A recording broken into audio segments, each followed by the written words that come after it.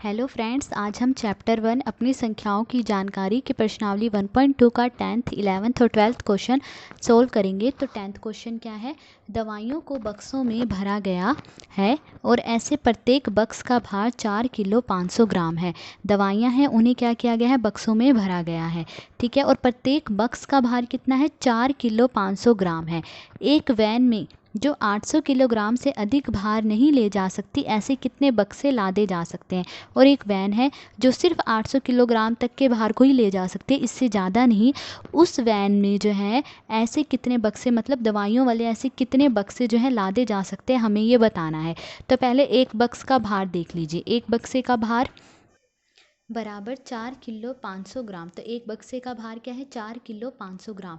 अब ये क्या है, किलो में दिया हुआ और यहाँ क्या है, ग्राम में दिया। तो पहले हम 4 किलो को किस में बदल लेंगे, ग्राम में बदल लेंगे।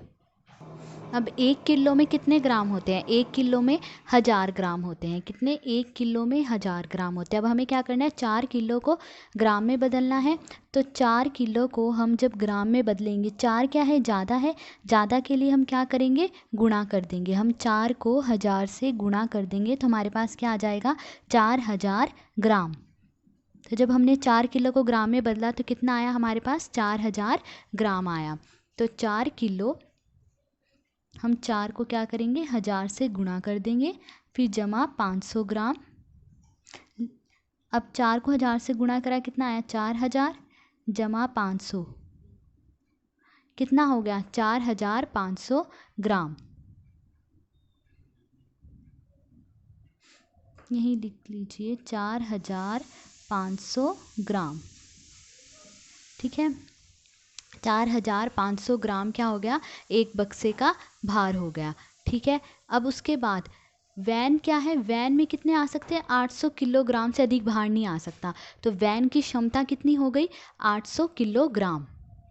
अब ये भी क्या है, किलोग्राम में है, इसे भी हम क्या करेंगे, ग्राम में बदल लेंगे। 1 किलो में कितने ग्राम, 1000 ग्राम। तो 800 में कितने होंगे, ज़्यादा होंगे। तो हम 800 को क्या करेंगे, 1000 से गुणा कर देंगे। तो हमारे पास कितना आ जाएगा, 8 एकम 8। ठीक है, और कितने जीरो है, 1 2 3 4 5, 5 जीरो। तो ये कितना हो गया, 8 लाख ग्राम। तो वैन की क्षमता कितनी हो गई, 8 लाख ग्राम। अब क्वेश्चन क्या है कि वैन में जो है कितने बक्से लादे जा सकते हैं, वैन में कितने बक्से लादे जा सकते हैं, हमें ये बताना है।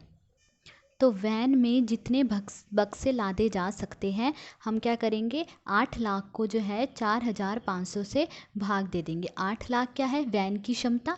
तो वैन की क्षमता को हम, एक बक्से का भार कितना है, 4500 ग्राम। तो वैन की क्षमता 8 लाख को हम क्या करेंगे, एक बक्से के भार से जो है भाग दे देंगे। तो जो भागफल आएगा उतने बक्से जो हैं वो वैन में लादे जा सकते हैं। अब देखिए भाग कैसे करेंगे। तो यहाँ जो पहला अंक है, पहला अंक क्या है, 8। उसे जो हम यहाँ के पहले अंक 4 से भाग दे के देखेंगे कितने पे जाता है, कि 8 जो है वो 4 से अगर हम भाग देंगे तो कितने पे जाता है, 4 एकम 4। ठीक है, और 4 दूनी 8 कितने पे गया, 2 पे। तो जो 2 आया उसको हम क्या करेंगे, 4500 से गुणा करेंगे। तो आप रफ में जो है 4500 को 2 से गुणा करके देख लीजिए। हमने क्या करा, 4500 को किससे गुणा करी, 2 से गुणा करी। ठीक है, 2 को 0 से गुणा करा, कितना आया, 0। फिर यहाँ पे भी 2 को 0 से गुणा करा, 0। 2 पंजे 10, 0। फिर 1 बचा, 2 चौके 8 में 1 जोड़ दिया, कितना आ गया, 9, 9000। अब ये 9000 क्या है, 8000 से क्या हो रहा है, यहाँ बड़ा हो रहा है, 9000 बड़ा हो रहा है 8000 से। तो हम क्या करेंगे, इसमें एक कम कर लेंगे। कितने पे किससे गुणा करेंगे, 1 से गुणा। 4500 को 1 से गुणा करेंगे, क्या आएगा, 4500 ही आएगा। तो हम यहाँ पे क्या लिख लेंगे, 4500। 4500 हम लिख लेंगे। ठीक है, एक से क्या, एक पे गया ना, तो 4500। अब इसको क्या करेंगे, घटा देंगे। ठीक है, अब 0 में से 0 गया 0, 0 में से 0 गया 0, 10 में से, अब यहाँ देखो 0 है। ठीक है, 0 में से 5 तो जा नहीं सकता, तो हम यहाँ से एक उधार लेंगे, कितना आया, 10। तो 10 में से 5 के 5। अब इसने इसको उधार दे दिया था, यहाँ एक कम हो जाएगा, यहाँ कितना आ जाएगा, 7। 7 में से 4 गई, कितना हुआ, 3। ये आ गया हमारे पास 3500। और यहाँ क्या है, 4500। तो यहाँ क्या है, 3500, और यहाँ क्या है, 4500। अब ये 3500 जो है 4500 से क्या है, छोटा है। तो हम ऊपर से एक जीरो उतार लेंगे। हमने ऊपर से एक जीरो उतारी। ठीक है, ये जीरो हमने यहाँ पे उतार ली। अब देखिए, अब 35 को जो है 4 से भाग दे के देखिए। अब 35 को आप 4 से भाग देंगे, कितने पे जाएगा, 4 8 32, 4 9 में 36, 9 पे बड़ा हो रहा है 36 और ये क्या है 35, तो किस 4 अठे 32, ठीक है। तो हम 4500 को हम किससे भाग देंगे, 4500 को हम 8 से गुणा करेंगे। तो 4500 को 8 से गुणा करी, 8 को 0 से गुणा करा 0, फिर 8 को 0 से गुणा करा 0, 8 को 5 से गुणा करेंगे 8 पंच 40, फिर 0, ये 4 बच गया, फिर 8 चौके 32, 32 में 4 जोड़ेंगे कितना आएगा 36, ये कितना आया 36,000 आया।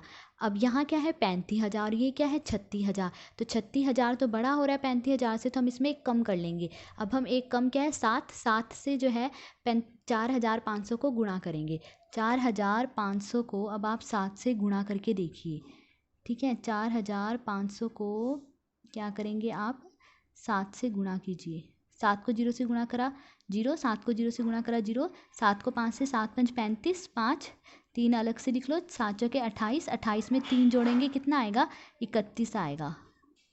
तो ये क्या आया हमारे पास 31,500, तो ये तो यहाँ लिख सकते हैं हम, तो ये कितने पे गया 7 पे, तो यहाँ 7 लिखा और यहाँ दाईं तरफ से लिख लीजिए 00513।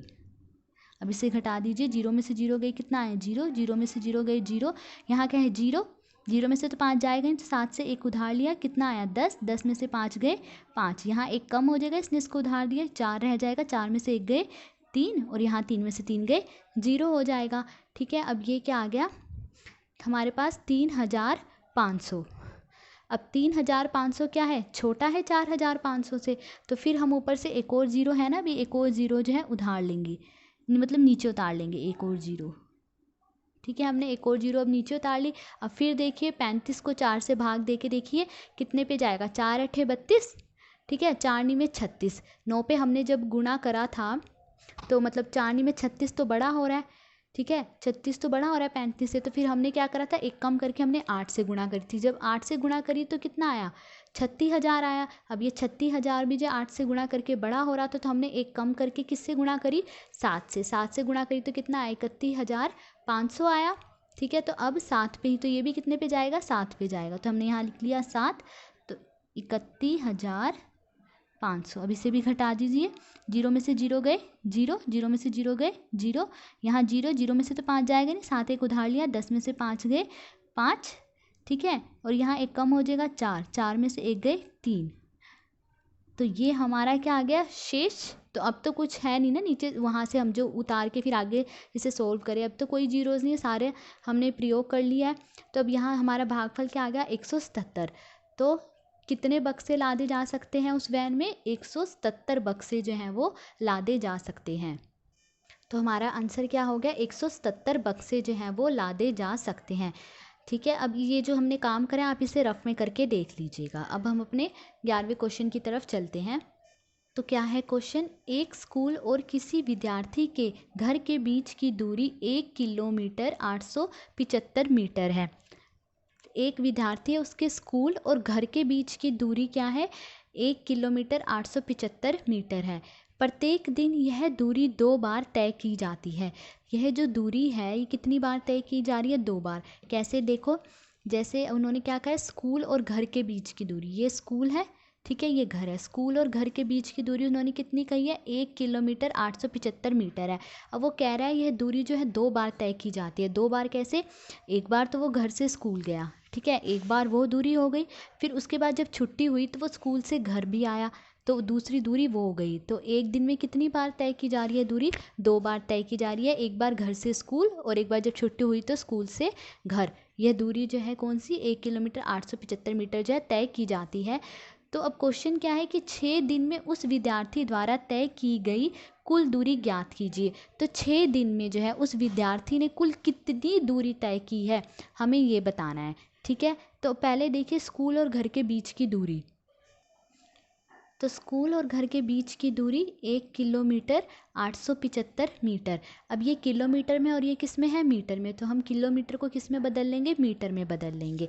अब 1 किलोमीटर जो है कितने 1000 मीटर के बराबर होता है, 1 किलोमीटर बराबर 1000 मीटर होता है। यहाँ क्या है 1 किलोमीटर किसके बराबर है 1000 मीटर के बराबर, तो हम 1 किलोमीटर की जगह क्या लिख लेंगे यहाँ पे 1000 मीटर, ठीक है। 1 किलोमीटर 1000 मीटर के बराबर, फिर इसमें क्या जोड़ लेंगे हम, 875 जोड़ लेंगे। 875 मीटर जोड़ा तो कितना हो गया ये, 1875 मीटर। ये क्या हो गई, स्कूल और घर के बीच की दूरी हो गई कितनी, 1875 मीटर। तो अब उसने जो है कुल दूरी कितनी तय करी है, ठीक है। प्रत्येक दिन यह दूरी कितनी, 2 बार तय की जाती है। क्या करा है उसने, कुल दूरी कैसे तय करी है, कुल दूरी कितनी तय करी, एक दिन उसने आने में और एक दिन जाने में तय की गई दूरी। एक दिन में आने और जाने में तय की गई कुल दूरी है कितनी है। एक बार तो उसने स्कूल से क्या करा, घर से स्कूल गया वो एक बार, ठीक है, और एक बार जब छुट्टी हुई तो स्कूल से घर। तो कुल दूरी क्या है, एक दिन में आने और जाने में तय की गई कुल दूरी कितनी होगी। तो कुल दूरी एक दिन में आने और जाने में तय की गई कुल दूरी क्या होगी, 1875 जमा 1875, ठीक है। स्कूल और घर के बीच की दूरी कितनी थी, स्कूल और घर के बीच की दूरी थी 1875 थी, ठीक है। 1875 थी स्कूल और घर के बीच की दूरी, ठीक है। एक बार क्या करा, घर से वो स्कूल गया, ठीक है। तो उसके बाद क्या, घर से वो स्कूल गया तो 1875, तो एक बार उसने वो दूरी तय कर ली। फिर उसके बाद जब छुट्टी हुई स्कूल से घर आया तो वो दोबारा फिर उसने क्या करी, 1875 दूरी तय की। तो ये एक दिन में उसने कुल दूरी तय की है कितनी, 1875 जमा 1875, हम इनको जोड़ लेंगे, ठीक है। इन दोनों को हम जोड़ लेंगे तो 1875 जमा 1875, 5 में 5 जोड़े कितना आया 10, यहाँ 1, 7 और 1 8, 8 और 7 कितना हुआ 15, 5, 15 का 1 जो है यहाँ लिख दिया, 8 और 1 9, 9 और 8 कितना हो जाएगा 17, तो 7 यहाँ और यहाँ 1, 1 2 3 कितना हो गया, इनको जोड़ लेंगे 1 2 और 3, 3750 मीटर। तो उसने कुल दूरी कितनी तय की है, 3750 मीटर जो है उसने एक दिन में ये कुल दूरी तय की है, 3750 मीटर। अब उसने पूछा है कि 6 दिन में उस विद्यार्थी द्वारा तय की गई कुल दूरी ज्ञात कीजिए। एक दिन में उसने कुल दूरी कितनी तय की, 3750 मीटर। अब 6 दिन क्या है, ज़्यादा है, तो 6 दिन में वो ज़्यादा दूरी तय करेगा। ज़्यादा के लिए हम क्या करेंगे, गुणा कर देते हैं। तो हम 3750 को 6 से क्या कर देंगे, गुणा कर देंगे। तो 6 दिन में तय की गई कुल दूरी 3750 को हमने क्या करा, 6 से गुणा कर दिया। अब गुणा करेंगे इसको, 3750 को 6 से गुणा, 6 को 0 से गुणा करा 0, 6 को 5 से गुणा करा 6 पंजे 30, 0 3 इधर लिखा, 30 का 3 इधर लिख लिया, फिर 6 सत्ते 42, 42 में ये 3 जोड़ दो कितने हो जाएंगे 45, फिर 5 यहाँ लिख लो, फिर 4 45 का जो 4 है वो यहाँ लिख लो, फिर 6 3 18, 18 में 4 जोड़ेंगे कितना आएगा 22, 22,500 जो है 22,500 मीटर जो है उसने 6 दिन में कुल दूरी तय की है कितनी, 22,500 मीटर, ठीक है। अब इसे जो है आप किलोमीटर में बदल लीजिए। अब इसे किलोमीटर में बदलने के लिए क्या करेंगे, जब भी हम मीटर से किलोमीटर में बदलते हैं तो हम क्या करते हैं, 1000 से भाग कर देते हैं।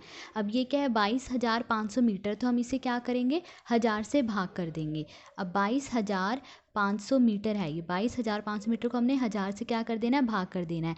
ये कितने जीरो है यहाँ 1 2 3, 3 जीरोज़ है, तो यहाँ क्या होगा 22,500 ये लिखा हमने। अब 3 जीरो है तो 3 अंकों के बाद जो है दशमलव लगा दीजिए, एक दाईं तरफ से 3 अंकों के बाद क्या लगा दीजिए दशमलव, 1 2 3, यहाँ क्या लग गया दशमलव लग गया। तो ये जो 22 हो गया ये क्या हो गया 22 किलोमीटर हो गया, और ये क्या हो गया 500 मीटर। तो 22 किलोमीटर 500 मीटर जो है उसने कुल दूरी 6 दिन में तय करी।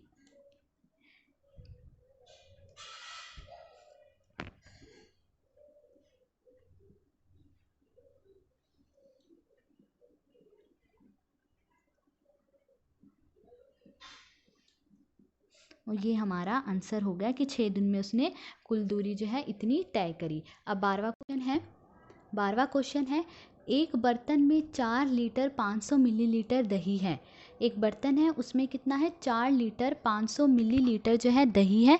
25 मिलीलीटर धारिता वाले कितने गिलासों में इसे भरा जा सकता है?